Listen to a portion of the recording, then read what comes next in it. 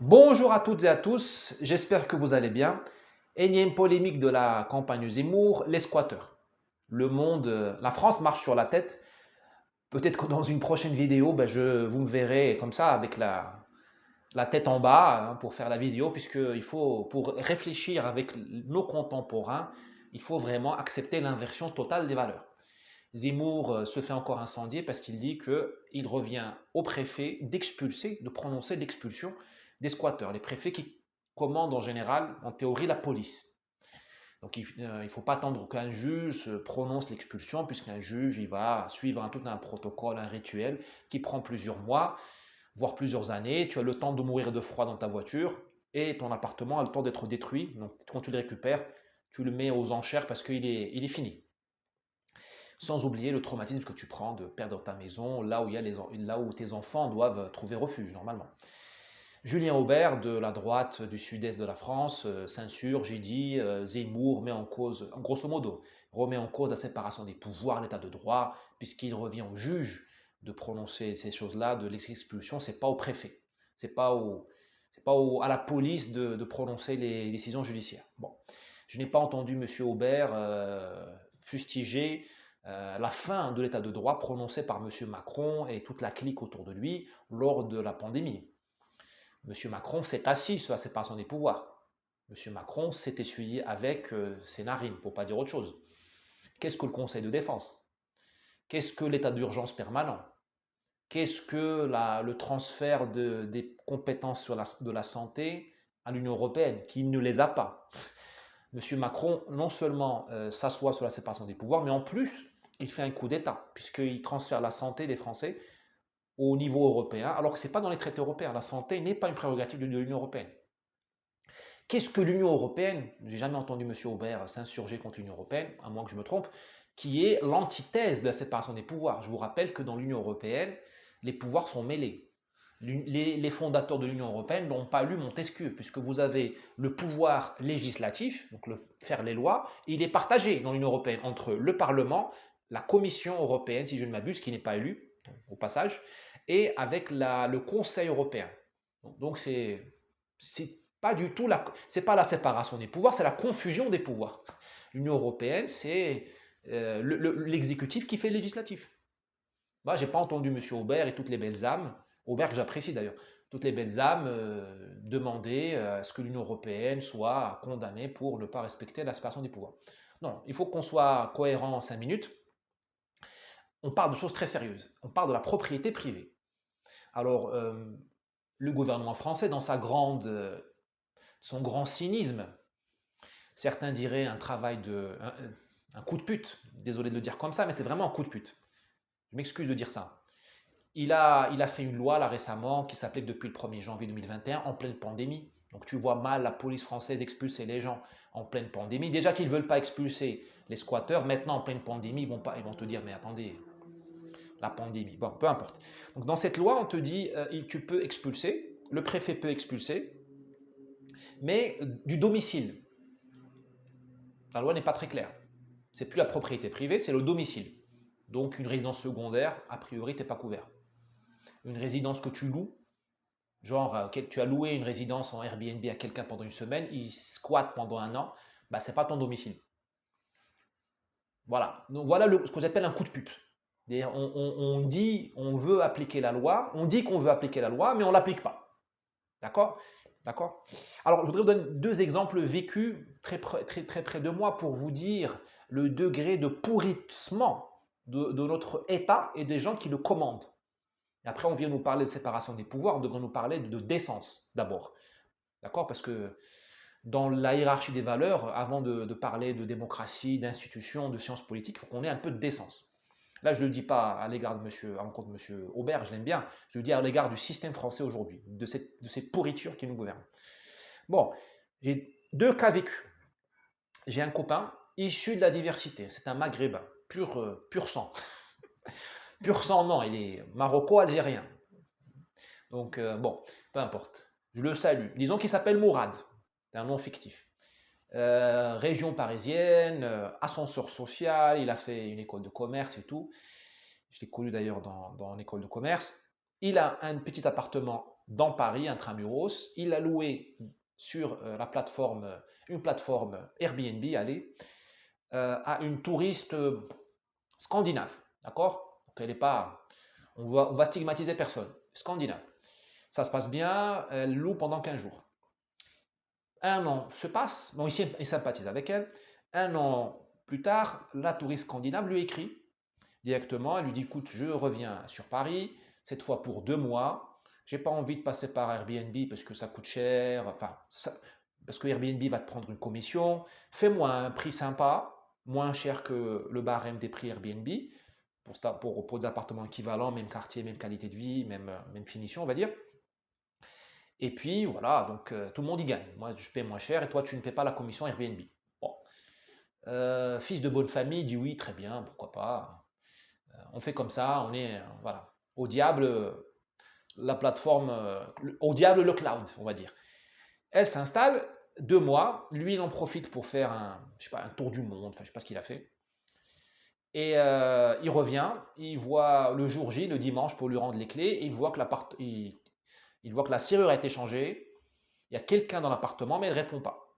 Il y a quelqu'un dans l'appartement, mais je sais pas, il y a la lumière allumée, ça sent la cuisine, je sais pas, l'odeur de friture, je sais pas quoi, mais il ne peut pas accéder chez lui. Donc il appelle la police arrive, et la police dit, écoutez, nous sommes en hiver, on ne peut pas expulser quelqu'un en hiver, voilà. La nana ouvre la porte, et elle dit, mais attendez, je ne suis pas locataire ici, c'est mon petit copain. C'est mon petit copain. Alors imaginez une jolie femme blonde aux yeux bleus qui pleure, ben, elle a plus de soft power, de pouvoir d'influence qu'un jeune maghrébin, même assimilé, même classe CSP+, comme on dit. Enfin, c'est normal, c'est vrai dans tous les pays du monde. Hein.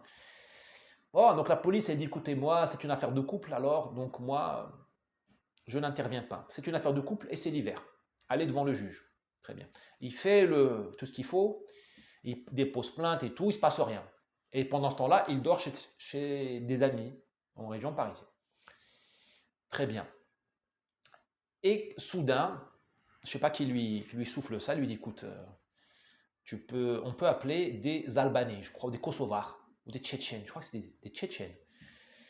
Pour 300 €, on te règle ton problème.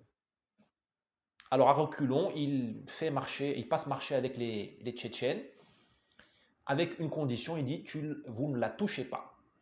Vous ne la frappez pas, vous ne la touchez pas. Je ne suis pas une racaille, vous ne la touchez pas.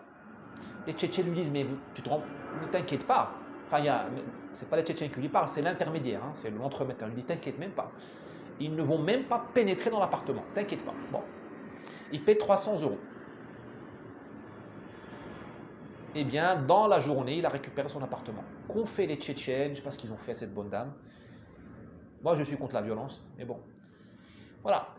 Voilà ce que coûtent les bons sentiments, les bons sentiments des raclures qui nous gouvernent. Ce ne sont pas des bons sentiments.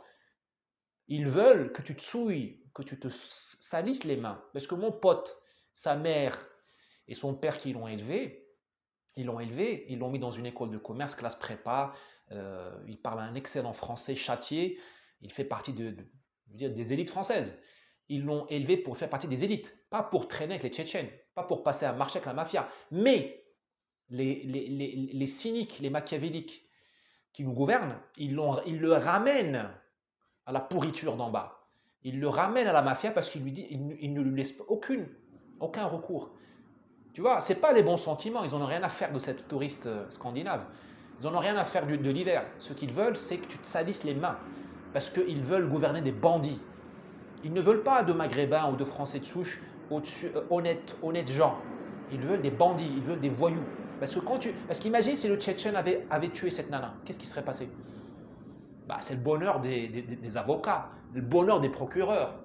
Et là, le bonheur des ONG féministes et le bonheur du gouvernement. Parce que le gouvernement veut que tu sois pollué, il veut que tu sois dérangé. Parce que quand tu as l'esprit libre, eh bien, tu fais la révolution. Quand tu as l'esprit libre, tu fais des gilets jaunes. Quand tu as l'esprit libre, tu ne votes pas pour LREM.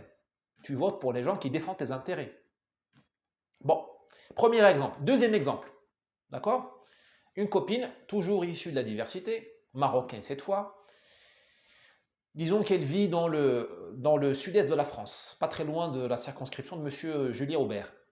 Elle a une petite garçonnière. Enfin, je rigole, mais c'est terrible ce que je dis là. Moi, si ça m'était arrivé, je ne sais pas ce que j'aurais fait. Elle la loue, c'est un investissement, et je ne sais pas comment elle se débrouille. Elle la loue à un immigré d'origine maghrébine. Donc on est entre maghrébins, d'accord. Donc là, on n'est pas dans le monde. Mais elle la loue. Enfin, on est entre maghrébins. D'accord. Je ne fais pas là un procès d'immigration. Je vous dis la vraie vie, ce qui se passe dans la vraie vie. Donc, ce maghrébin, je ne sais pas comment, bah, il a loué l'appartement, il a démontré, il a amené un dossier, voilà, hein, CDD, CDI, je ne sais pas, justificatif de revenus, de résidence, tout ça, et il s'avère que c'est un dealer. Donc il terrorise tout le hall d'immeuble, tout le palier, là dans le sud-est, parce qu'elle a des copines dans l'immeuble qui lui disent, écoute, on n'arrive même pas à lui parler parce qu'il fait du bruit, il y a des odeurs de je sais pas quoi là qui sortent de son appartement, on n'arrive même pas à lui en parler parce qu'il nous fait peur. On est en France en 2022, hein. Voilà. On a fait la révolution, on a tué les aristocrates qui faisaient peur au peuple pour les remplacer par des racailles qui font peur au peuple. Mais bon, ça c'est un autre sujet. Bon, et il ne paie plus le loyer depuis plus d'un an. Ma copine qui est une fille, une grande dame, je veux dire une grande dame, une fille admirable, hein. Et elle a plein de contacts et elle a une copine commissaire de police, hein, police nationale, la police de la République, liberté, égalité, fraternité, hein, d'accord. Les forces de l'ordre républicaines. Eh bien, cette copine, alors elle s'adresse à sa copine dans l'apéro et elle lui dit, écoute, voilà le problème que j'ai, qu'est-ce que je fais, est-ce que tu peux m'aider? Que lui répond la commissaire de police, femme française de souche, police républicaine, voilà. Montesquieu, Rousseau, Voltaire, Jean Jaurès. Ok, elle lui dit appelle une équipe. Je te conseille d'appeler une équipe. Alors elle dit une équipe de quoi? La police judiciaire. Non, non, elle dit une équipe d'Albanais. Voilà. Parce que si tu suis le système français judiciaire, tu ne vas pas y arriver. Bon, voilà 2 cas vécus récemment en France. Et après, on dit Zemmour, il est brutal, il est extrémiste. Non, c'est la vérité. C'est la réalité qui est brutale, extrémiste. C'est pas Zemmour. Tu te rends compte, tu travailles toute ta vie, tu mets de côté de l'argent pour acheter un appartement et tu as l'État français qui te dit appelle une équipe ou qui te met dans les mains de la mafia tchétchène, là, non, pour mon copain de Mourad, de la région parisienne. Non seulement ils ne défendent pas ton bien, mais en plus, ils t'obligent à devenir une racaille toi-même. Alors que tu n'as pas besoin de. Alors, je ne sais pas ce qu'on est ma copine, je ne pense pas qu'elle ait appelé la mafia albanaise, mais voilà. Voilà. Et après, on te dit état de droit, les droits de l'homme, voilà, la Cour européenne des droits de l'homme, Zemmour, brutal. Mais attendez, les gars, mais. Alors, dézoomons, oublions l'émotionnel. De quoi il s'agit? Vous avez aujourd'hui un pouvoir qui est dans la maltraitance. Il vous gouverne par la maltraitance. Il y a une pyramide de Maslow. Au premier étage de la pyramide de Maslow, si mes souvenirs sont bons, tu as la sécurité, tu as ta propriété privée, c'est ton chez-toi. Si l'État n'arrive même pas à te donner te garantir la première étape de la pyramide de Maslow, bah, tu ne vas pas avoir le temps de demander l'éducation, l'élévation morale, les droits de l'homme, l'industrialisation de la France, l'hôpital public. Non. L'État te ramène tout en bas, dans ton animalité, dans ta survie. T'imagines, tu as des gamins, ils n'arrivent plus à rentrer chez eux parce que tu as des squatteurs, français de souche ou immigrés, peu importe. L'État te ramène dans l'animalité, dans tes besoins de base, pour que tu n'embêtes pas sur les besoins évolués. Donc tu payes des impôts pour avoir des routes en pavé d'or, des chiottes, des toilettes publiques, des toilettes publiques qui doivent sentir l'encens dans Paris. Mais comme tu as peur de perdre ton chez toi, eh bien tu ne demandes pas à Madame Hidalgo d'avoir des toilettes publiques dignes, qui sentent l'encens, parce que tu payes ça. Pareil pour le reste. Voilà, cette maltraitance aussi, elle te déstabilise, parce que tu ne sais plus. Quand tu as, enfin, Le refuge, le chez-soi, le toit, c'est l'essentiel. C'est fondamental. Ben, quand on te touche là-dedans, tu n'es plus opérationnel. Tu ne vas plus demander, enfin, tu ne vas plus faire la révolution. Tu ne vas même plus réfléchir. C'est comme la peur de la pandémie. On te transforme en une espèce tu deviens un abruti. Imagine, la question que tu te poses, c'est où est-ce que je vais dormir? Au-delà de l'humiliation d'avoir perdu ton chez-toi. C'est le cerveau reptilien là qui parle. Donc tu n'es plus du tout opérationnel. Et c'est ce que veut ce pouvoir. C'est te transformer en une espèce de pâte à modeler, de gélatine, quelque chose de gélatineux, qui est plus une émotion. L'émotion de l'humiliation, de la peur, de la frustration, plus qu'une pensée. C'est la méthode de travail maghrébine. Chez nous, les Maghrébins, l'émotion de base, c'est le hogra, c'est l'humiliation. Tu vois les Algériens, les Rifains, dès que tu leur parles, c'est le hogra. Hagroni, c'est-à-dire on m'a maltraité, on m'a humilié. Le hogra, c'est même pas c'est pas un concept, c'est juste une émotion. C'est quand tu t'es fait, quand tu t'es pris un coup de pied aux fesses. Voilà, c'est le coup de pied aux fesses. Ben, un coup de pied aux fesses, c'est pas Montesquieu, c'est pas Rousseau, c'est pas Voltaire. C'est pas, tu vois, c'est pas Jean Monnet, c'est pas Adam Smith. C'est un coup de pied aux fesses. C'est l'animalité. C'est la cicatrice bête et méchante. C'est à ce degré-là que nous réduit l'État français aujourd'hui. Pour conclure, un État qui ne protège pas la propriété privée n'est pas légitime. Ça, tous les livres te le diront de sens politique. Tu prends Hobbes, tu prends Montesquieu, tu prends tout le monde. La propriété privée, c'est le b.a.-ba, même pas la démocratie, de toute organisation. Même les tribus les plus reculées de l'Amazonie brésilienne, elles protègent la propriété privée. Ou quand elle n'est pas privée, elle est collective. Mais ce qui est, enfin, il n'y a pas il n'y a pas un centimètre carré sur Terre qui n'appartient pas à quelqu'un, soit individuellement, soit à une collectivité. Même les aborigènes d'Australie ou de Tasmanie, qui ont d'ailleurs été grands remplacés par nos amis australiens, mais le grand remplacement n'existe pas, non, bien sûr, c'est une théorie d'extrême droite. Même les Tasmaniens, ou les Néo-Zélandais, ils avaient les forêts tabous, les zones tabous. Ça appartenait aux esprits. Donc ça n'appartenait pas aux hommes, c'était des terres indivises, collectives, mais tu ne pouvais pas y rentrer parce que ça appartenait à l'au-delà. Ben, c'est pareil, donc ça appartient toujours à quelqu'un. Pas forcément des êtres humains, ça appartient toujours à quelqu'un. Et c'est le fondement de toute organisation. Même la meute dans le Sahel, enfin la meute, pardon, la horde dans le Sahel qui n'a pas de. Enfin, dans le Sahel, ou dans la steppe d'Asie, ou dans le Turkménistan, enfin peu importe. Tout le monde organise la propriété privée. Et quand il ne l'organise pas, et quand il ne la gère pas, il n'est pas légitime. Il n'est pas légitime. Parce que nous sommes réunis entre êtres humains pour protéger ce qui nous appartient. Les êtres humains qui nous appartiennent, les femmes, les enfants, ça nous appartient. Je ne suis pas très sexy ce que je dis là, mais c'est le cerveau reptilien. Et les biens, la nourriture, Qu'est-ce que c'est que le Maroc? C'est le marzen. C'est quoi le marzen? C'est le magasin. Marzen, magasin. Le magasin de céréales. L'organisation de l'État marocain, comme des tribus marocaines, comme des familles marocaines, c'est le marzen. Nous avions des marzens, des magasins à semences, à céréales, cachés, sous terre, contre les razzias, ou dans des endroits inaccessibles aux razzias. À Benimilla, il y avait des marzens cachés dans la montagne. Et l'État était le marzen principal parce qu'il était le magasin qui prenait les céréales et les distribuait à ses clients. Voilà, donc la France, oui, c'est pareil en Espagne aussi. L'Espagne, c'est le même problème avec ce qu'on appelle les ocupas. C'est le même problème avec les squatteurs. C'est devenu un régime qui n'est pas légitime. Alors, qu'est-ce qu'il faut faire? Est-ce qu'il faut obéir à un régime qui n'est pas légitime? Non, mais enfin, la désobéissance devient licite quand le régime n'est pas légitime, tu peux lui désobéir. Mais ce n'est pas donné à tout le monde d'être un héros. Question que je pose en conclusion, qu'est-ce que vous proposez?